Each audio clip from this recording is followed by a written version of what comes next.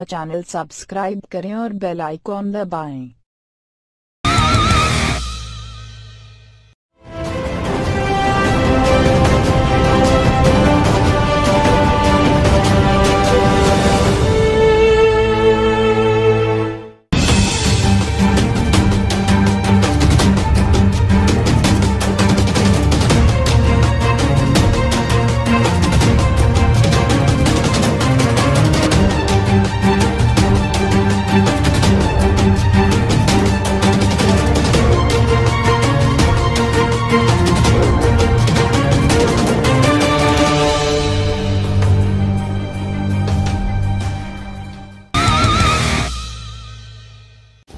बिहार में हार्दिक की ललकार, पीएम मोदी और अमित शाह को बताया गुंडा, बोले एकजुट हो कुर्मी कुशवाहा। बिहार पहुंचे हार्दिक पटेल ने शनिवार को केंद्र की मोदी सरकार से लेकर बिहार की नीतीश सरकार तक पर जमकर हमला बोला है। इस दौरान वो भाषा की मर्यादा को लांघते हुए प्रधानमंत्री मोदी को गुंडा भी कह गए। पाटीदार नेता हार्दिक पटेल ने पटना में मुख्यमंत्री नीतीश कुमार पर जमकर बरसे और आरोप लगाया कि उन्होंने अपने कुर्मी समाज के लिए आज तक कुछ भी नहीं किया है। पटेल जागरूकता सम्मेलन को संबोधित करते हुए हार्दिक पटेल ने कहा कि बिहार के विकास के लिए नीतीश के पास कोई दूरदृष्टि नहीं है, वह केवल अपना चेहरा चमकाने में लगे हैं। बिहार के मुख्यमंत्री नीतीश कुमार के अगले रास्ता चुनने के बाद उनसे नाता तोड़ने के लिए की बात कहते हुए गुजरात के पाटीदार आंदोलन के नेता हार्दिक पटेल ने कुर्मी धानुक कुशवाहा जाति के लोगों से एकजुट होने को कहा ताकि सामाजिक और राजनीतिक क्षेत्र में अपनी उपस्थिति दर्ज करा सकें। हार्दिक पटेल ने कहा कि इस एकता के अभाव में दूसरे उन पर राज करते रहेंगे। पाटीदार अनामत आंदोलन समिति के नेता ने यह घोषणा की कि वह 2 साल बाद ऐतिहासिक गांधी मैदान में विशाल रैली आयोजित करेंगे। कुर्मी समाज के उपजातियों को एक साथ संगठित होने की अपील करते हुए हार्दिक पटेल ने इशारों में प्रधानमंत्री मोदी और भाजपा के राष्ट्रीय अध्यक्ष अमित शाह पर भी निशाना साधा। हार्दिक ने कहा, गुजरात विधानसभा चुनाव से पहले उन्होंने पटेल समुदाय के उन जातियों को एक साथ लेकर आए थे जिनकी वजह से दोनों गुंडों को गुजरात के चुनाव जीतने के लिए 1 महीने तक का काम करना पड़ा था। जीएसटी के 1 साल पूरे होने पर सूरत के व्यापारियों ने बांटे पकौड़े, बोले मोदी राज में सिर्फ पकौड़ा रोजगार चलेगा। देश में माल एवं सेवा कर लागू होने के 1 साल पूरा होने पर एक तरफ केंद्र की मोदी सरकार जीएसटी दिवस मनाने पर जश्न मना रही है, वहीं प्रधानमंत्री मोदी के गृह राज्य में सूरत में व्यापारी इसका अब तक विरोध कर रहे हैं। जीएसटी लागू होने के बाद सूरत के कपड़ा कारोबार पर मंदी के बादल अभी भी छाए हुए हैं। जीएसटी को अमल में लाने के 1 साल से ठीक 1 दिन पहले सूरत के कपड़े कारोबारियों ने इस टैक्स प्रणाली का विरोध करते हुए कपड़ा बाजार इलाके में पकौड़े का स्टॉल लगाया और पकौड़ों के साथ साथ साड़ियां भी मुफ्त में बांटी। गौरतलब है कि पकौड़ा बेचना मोदी सरकार के विरोध का एक नया प्रतीक बन गया है। दरअसल मोदी सरकार पर रोजगार न देने का आरोप लग रहा है। इसी सवाल पर एक इंटरव्यू में पीएम मोदी ने पकौड़ा बेचने को रोजगार बताया था।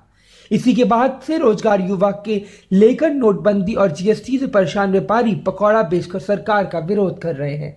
शनिवार को सूरत में की कपड़ा कारोबारी कपड़ा बाजार के बाहर सड़क के फुटपाथ पर खड़े होकर लोगों को पकौड़ा बांटे।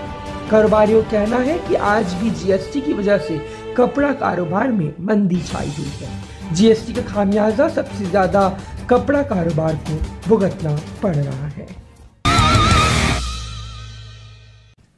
काले धन पर मोदी सरकार ने किया देश के साथ धोखा, जेटली बोले स्विस बैंक में जमा धन काला धन नहीं है। काले धन के मुद्दे पर बैकफुट पर आई मोदी सरकार के मंत्री अब अजीबोगरीब बयान दे रहे हैं। स्विस बैंक में जमा काले धन को भारत में लाने का वादा करने वाली सरकार का कहना है कि स्विस में जमा पैसा काला धन नहीं है। गौरतलब है कि हाल ही में स्विस बैंक की रिपोर्ट के मुताबिक स्विस बैंक में जमा भारतीयों का पैसा 50% बढ़ गया है। इसके बाद से ही केंद्र सरकार आलोचना का सामना कर रही है। अब वित्त मंत्री अरुण जेटली ने कहा है कि विपक्ष इस मामले को लेकर बढ़ा चढ़ाकर पेश कर रहा है। जेटली ने कहा कि स्विस बैंकों में जमा ज्यादातर पैसा काला धन नहीं है। बता दें कि सत्ता में आने से पहले भाजपा ने वादा किया था कि स्विस बैंक में भारतीयों का हजारों करोड़ काला धन जमा है। भाजपा ने यह भी दावा किया कि स्विस बैंक ने काला धन जमा करने वाले भारतीयों के नाम सरकार सार्वजनिक नहीं कर रही है। अगर वो सत्ता में आती है तो वो कार्रवाई कर ये पैसा देश में वापस लाएगी। लेकिन अब 4 साल सत्ता में रहने के बाद काला धन वापस लेने के बजाय भाजपा सरकार का कहना है कि स्विस बैंक में जमा ज्यादातर पैसा काला धन नहीं है। यूपी में गौरक्षा के नाम पर फिर खेला गया खूनी खेल। हापुड़ में मुस्लिम युवक की पीट कर हत्या। गौरक्षा के नाम पर हत्याओं का सिलसिला थम नहीं रहा है। उत्तर प्रदेश में फिर एक बार गौ के नाम पर हत्या कर दी गई है और राज्य की पुलिस इसे केवल मारपीट का नाम बताकर उसे झाड़ना चाहती है। दिल्ली की सीमा से नजदीक यूपी के जिले हापुड़ के पिलखुआ थाना क्षेत्र में कुछ उपद्रवियों ने गौ हत्या का आरोप लगाते हुए कासिम नाम के एक शख्स को पीट कर मौत के घाट उतार दिया। वहीं दूसरा शख्स बुरी तरह घायल है। पुलिस इसे बाइक की टक्कर लगने के बाद हुई मारपीट की घटना मान रही है। मृतक के परिजनों ने पुलिस को तहरीर भी दे दी है। पुलिस ने 5 लोगों को हिरासत में लिया है। ग्रामीणों के अनुसार सोमवार दोपहर को उन्होंने कुछ लोगों को गांव मदापुर की तरफ से गोवंश ले जाते हुए देखा था। एक खेत पर काम कर रहे किसान ने गोकशी की सूचना गांव में दे दी। इसके बाद दर्जनों ग्रामीण एकत्र होकर खेतों की तरफ दौड़ पड़े। गांव मदापुर पहुंचकर मौजूद कासिम निवासी सिद्दीकीपुरा का वह एक खेत में मौजूद वृद्ध समेदीन को पकड़ लिया और उसकी लाठी डंडों से पिटाई की। सूचना मिलते ही पुलिस घायलों को अस्पताल लेकर पहुंची, जहां कासिम को मृत घोषित कर दिया गया। इस मामले को लेकर गांव बजौड़ा, खुर्द और मदापुर में तनाव वापस हो चुका है, जिसमें दोनों गांवों के सैकड़ों ग्रामीण आमने सामने आ गए हैं, परंतु पुलिस के प्रयास के बाद लौट गए। हालांकि तनाव के मद्देनजर गांवों में पीएसी तथा पुलिस बल तैनात किए गए हैं। 2 महीने बाद भी इंसाफ न मिलने पर 14 साल की मासूम गैंगरेप पीड़िता भूख हड़ताल पर बैठी। भाजपा शासित उत्तर प्रदेश में बलात्कार के मामले थमते नहीं दिख रहे हैं। राज्य की कानून व्यवस्था की हालात इतनी खराब हो चुकी है कि पीड़िताओं के लिए इंसाफ पाना भी मुश्किल हो जा रहा है। अब फिर एक बरेली की नाबालिग बलात्कार पीड़िता ने सरकार से इंसाफ की गुहार लगाई है। यहाँ 14 साल की मासूम की गैंगरेप की घटना के बाद पुलिस ने इस मामले में कोई कार्रवाई नहीं की, जिसके बाद मासूम को खुद ही इंसाफ के लिए सड़क पर उतरना पड़ा। बता दें कि तकरीबन 2 महीने पहले बरेली में मासूम के साथ कथित रूप से गैंगरेप हुआ था, जिसके बाद पुलिस से शिकायत दर्ज कराई गई थी, लेकिन अभी तक सिर्फ 2 ही बदमाश गिरफ्तार किए गए हैं। गैंगरेप पीड़िता इंसाफ के लिए जिलाधिकारी कार्यालय के सामने भूख हड़ताल पर बैठ गई है। रेप पीड़िता का कहना है कि उसके साथ 2 महीने पहले लोगों ने गैंगरेप किया था, लेकिन इस मामले में अभी तक सिर्फ 2 लोगों को ही गिरफ्तार किया गया है, जबकि 3 अभी भी आजाद घूम रहे हैं। पीड़िता का कहना है कि पुलिस ने अभी तक तीनों को गिरफ्तार नहीं किया है। इन बदमाशों की जल्द से जल्द गिरफ्तारी के लिए रेप पीड़िता सड़क पर धरने पर बैठ गई है। पीड़िता के साथ उसके परिजन भी उसके साथ भूख हड़ताल पर शामिल हो रहे हैं।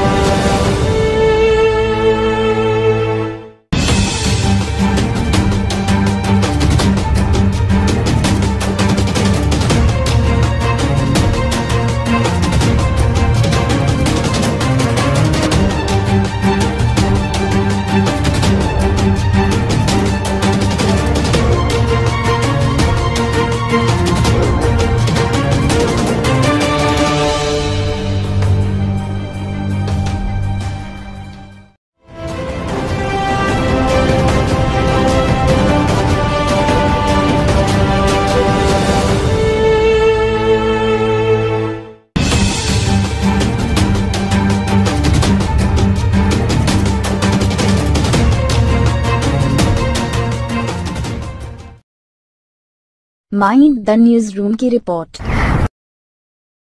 उम्मीद करते हैं आपको ये वीडियो जरूर पसंद आया होगा। हमारे इस वीडियो को लाइक और शेयर जरूर करें, और अगर आप अपना कुछ फीडबैक या सजेशन देना चाहते हैं तो नीचे कमेंट सेक्शन में कमेंट लिखकर दे सकते हैं।